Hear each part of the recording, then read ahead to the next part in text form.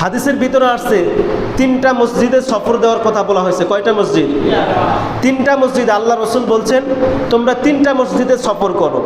এক নম্বর বাইতুল্লাহ, মসজিদে নববী, 3 নম্বর হলো বাইতুল আকসা। এই তিনটা মসজিদে তোমরা সফর করো। যেই তিনটা মসজিদে সফর করার কথা বলা হয়েছে, এই মসজিদের মর্যাদা না থাকলে আমার আপনার রসুল কখনোই এই মসজিদগুলোতে সফর করতে বলতেন।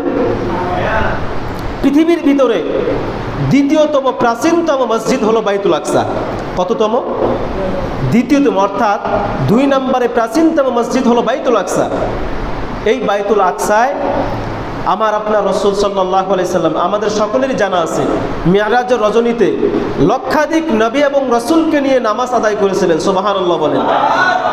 এই পুণ্যভূমিতে যারা রক্ত ঝরাচ্ছে, এই পুণ্যভূমিতে যারা মুসলমানদেরকে এরকম নিষ্পেষিত করছে, ধুলির সাথে মিশিয়ে দিচ্ছে, এটা আমাদেরকে জানান দিচ্ছে, এটা আমাদেরকে ইঙ্গিত দিচ্ছে আর বেশি দিন নাই কিয়ামত আসার।